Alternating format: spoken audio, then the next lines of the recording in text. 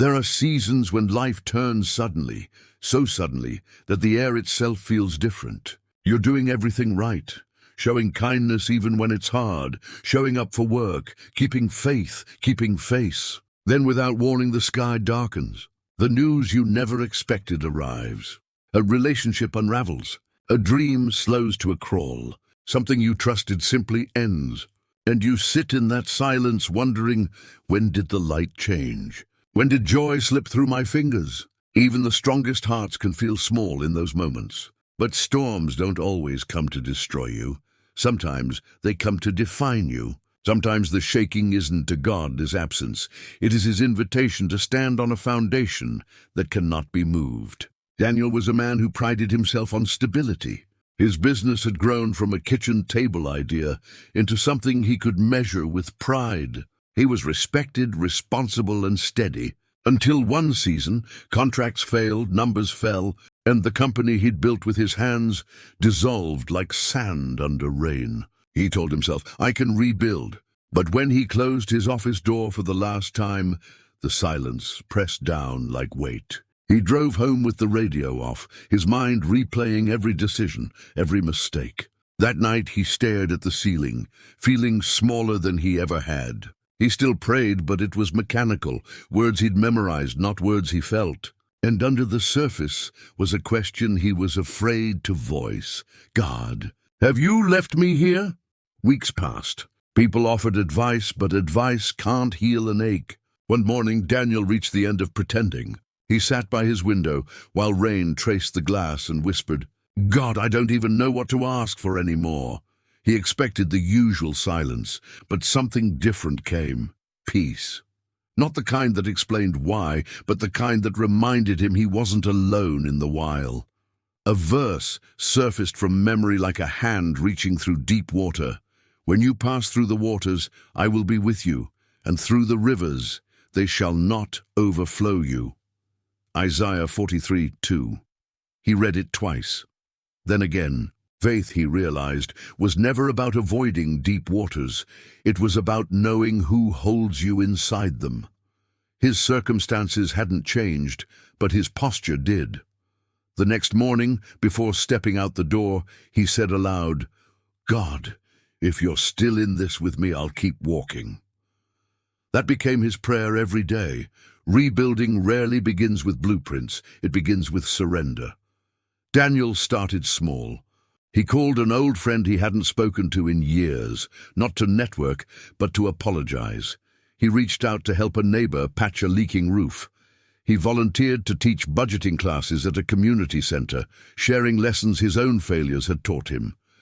Each act was tiny, almost invisible, yet something unseen was shifting. The rain no longer frightened him. He noticed beauty where he once saw burden, the smell of coffee at sunrise, laughter from the next room, the rhythm of ordinary grace. He began writing again. Short reflections, one paragraph each night titled Lessons from the Wind. Page by page, he discovered that hardship wasn't just shaping his future, it was refining his character. The man who had once measured worth by outcome was learning to measure it by obedience. God wasn't punishing him. God was preparing him, quietly, completely. One night, exhausted but curious, Daniel flipped through his old journal, and saw a pattern he hadn't noticed before. Every painful entry had also recorded a provision. Loss, but also friendship. Delay, but also growth. Silence, but also peace. He wrote across the page, maybe peace isn't the absence of storms, but the presence of God in them. That realization turned his heart. He stopped asking, why me?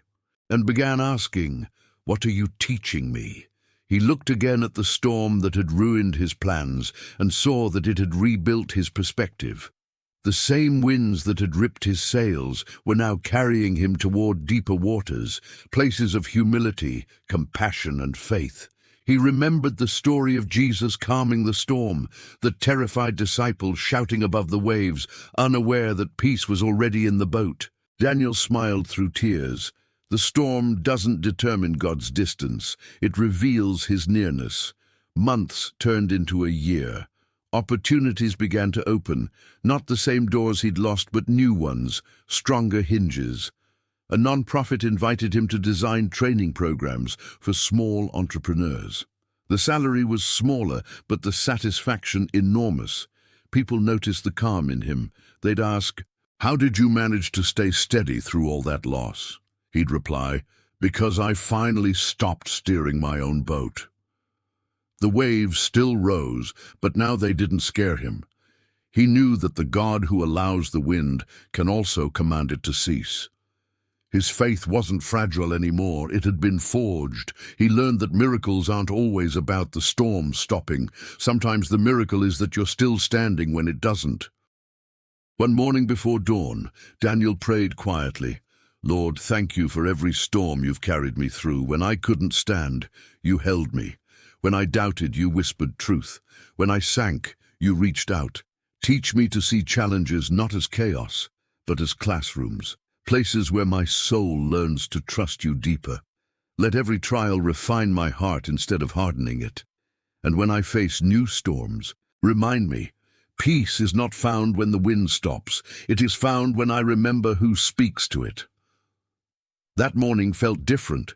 He didn't feel lighter because life was easy. He felt lighter because his burden was shared. So how do you navigate life's challenges? You don't run from the storm. You anchor yourself to the one who commands it. You praise even when you don't understand. You hold on to promises when the thunder mocks your hope. Faith doesn't make life easy. It makes it possible.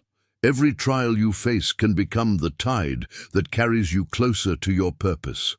Every unanswered question can become a well of deeper trust. Every setback can become sacred ground for growth. The Lord will fight for you. You need only to be still. Exodus 14:14. Stillness is not weakness. It's warfare. It's choosing to trust the unseen captain of your soul. So when the storm rises again, and it will, don't fear the wind. Remember Daniel's story. Remember your own. The God who led you through the last storm hasn't changed his course. He still commands the seas, he still walks on water, and he still calls you by name. Thank you for watching. If you like what we do here, please share, like, and subscribe. Roots and Vine, where faith runs deep and inspiration grows wide.